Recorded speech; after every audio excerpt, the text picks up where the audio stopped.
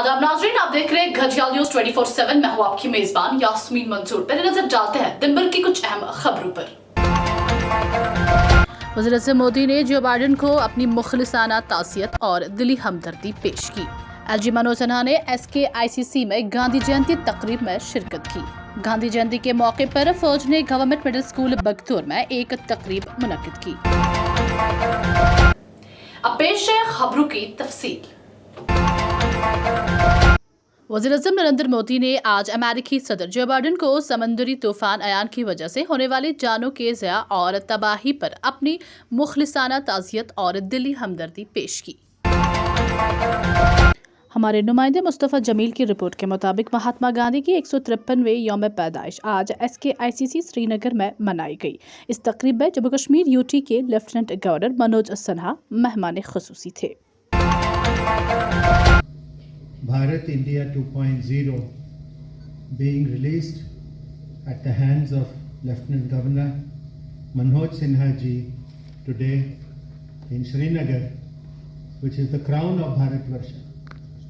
Enjoyed all the fruits. The thing about India, we are diverse, we are united in India, and that is I believe, my scientist perspective of how the Indian Constitution can be modified, changed and made better, because unless the working plan is better, I feel we will not be able to reach the laudable goals. I think our dream is to see India as a 40 trillion economy then. इन्हें का गांधी जी को लेकर के इस प्रकार का कार्यक्रम किया गया हो। हमारे नुमाइंदे मुस्तफ़ा जमील की रिपोर्ट के मुताबिक JNK प्रदेश कांग्रेस के सीनियर रहनुमाओं और कारकुनों ने मोहम्मद अनवर भट्ट की सदारत में मुनक़िदा एक मीटिंग में महात्मा गांधी को उनके यौम पैदाइश पर खराज अक़ीदत पेश किया। उनकी कुर्बानियों और कौम के लिए बेलूस खिदमात को भी याद किया।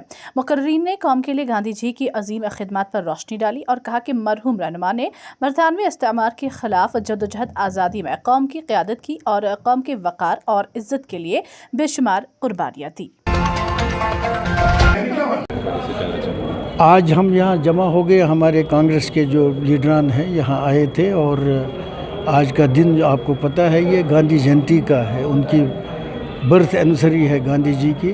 और हम यहाँ दफ्तर में आज कांग्रेस हेडक्वार्टर्स पे हमने उनका ये बर्थ एनिवर्सरी मनाया और ये अहद किया कि हम जो उनका जो मानना था कि नॉन वायलेंस और अहिंसा, ये दो चीज़ें, और ट्रुथ और सच्चाई जो होती है, ये आखिरकार असल में इसी की जीत होती है।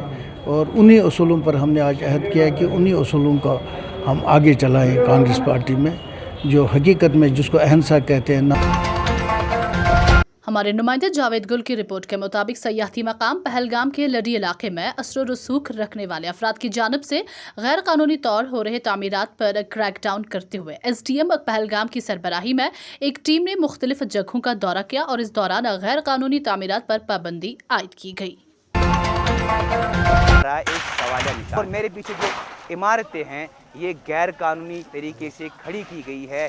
क्या इनको मुनज़्ज़म किया जाएगा या फिर छूट दी गई थी कि वो ये इमारतें खड़ी करे ताकि वो मुस्तकबिल में इनको डिमॉलिश नहीं कर पाए। जनूबी कश्मीर के शोपियान जिला के इमाम साहब इलाके के बास्कोचन गांव में आज एक तसादुम में लश्कर तैयबा का एक जंगजू हलाक हो गया। हलाक हुए अस्करियत पसंद की शनाख्त बास्कोचन के नौपुरा मोहल्ला के नसीर अहमद भट्ट के तौर पर हुई है और उसका ताल्लुक लश्कर तैयबा से था। हमारे नुमाइंदे जावेद गुल की रिपोर्ट के मुताबिक BJP के UT वाइस प्रेसिडेंट सूफी यूसुफ का बड़ा बयान है। धोतो पहलगाम में गैर कानूनी तौर पर तामीर सनस्टार के नाम से मशहूर होटल के साथ BJP के किसी लीडर का ताल्लुक नहीं और जल्द ही मज़कूरा इमारत को मुनज़्ज़म किया जाएगा।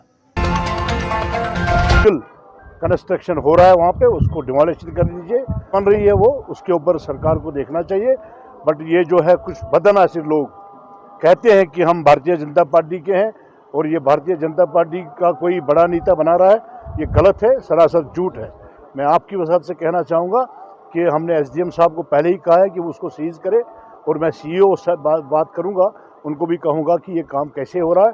और मुझे लगता है कि 5-8 दिन से اس کا کام بند ہو چکا ہے اور اس کا ڈیمالش ہو جائے گا. میں آپ کی وسعت سے کہنا چاہوں گا ڈی سی کو, سی ای او کو اور ایس ڈی ایم کو اس بلڈنگ کو ڈیمالش کر لیجئے, اور تاکہ لوگوں کو پتہ چلے یہ کسی بی جے پی والے کی نہیں ہے. ہمارے نمائندے ظہیر احمد کی رپورٹ کے مطابق گاندھی جینتی کے موقع پر آج فوج نے گورنمنٹ مڈل اسکول بختور میں ایک تقریب منعقد کی. اس تقریب میں اسکولی بچوں نے گاندھی جی تعلیمات پر روشنی ڈالی اور ڈرائنگ کمپٹیشن میں حصہ لیا. ہمارے نمائندے مصطفیٰ جمیل کی رپورٹ کے مطابق ہزار ادب کروہن کچھوا مقام بارہمولہ کے اہتمام اور ادبی مرکز کامراز کی سرپرستی میں آج مرکز کے صدر دفتر واقع کاسپورہ بارہمولہ میں وادی کے معروف قلمکار, دانشور, شاعر اور ماہر تعلیم پروفیسر مشال سلطان پوری کی دوسری برسی پر انہیں شایان شان خراج عقیدت ادا کیا گیا. تقریب کی صدارت پروفیسر محمد زمان آزردہ نے کی, جبکہ غلام نبی آتش, پروفیسر شاد رمضان, صدر ادبی مرکز کامراز محمد امین بٹ, دختر مشال سلطان پوری, پروفیسر شگفتہ نسرین بھی ایوان صدارت میں موجود تھی. تقریب پر شاکر شفیع نے مشال سلطان پوری کے ادبی کارناموں کے حوالے سے ایکسٹینشن لیکچر پیش کیا, جبکہ اسکالر فردوس احمد پرے نے مشال سلطان پوری پر ایک ہمہ جہت شخصیت کے حوالے سے مفصل مقالہ پیش کیا. اپنے صدارتی خطبے میں پروفیسر محمد زمان آزردہ نے کہا. تقریب کے حوالے سے مشتاق علی احمد خان, مشتاق احمد مشتاق, محمد امین بٹ, ڈاکٹر رفیق مسعودی, شہناز رشید, حاجی غلام نبی ڈار نے بھی تقریب کے حوالے سے اپنے خیالات کا اظہار کیا. تقریب کی دوسری نشست میں طرحی مشاعرہ منعقد کیا گیا, جس کی صدارت شہناز رشید نے کی, جبکہ ڈاکٹر رفیق مسعودی اور غلام نبی ڈار بھی ایوان صدارت میں موجود تھے. تقریب میں اطراف و اکناف سے آئے ہوئے دانشوروں, قلمکاروں, فنکاروں اور مختلف طبقہ ہائی فکر سے شخصیات نے شرکت کی. تقریب کی نظامت کے فرائض شبنم تلگامی اور فاروق شاہین نے انجام دیے.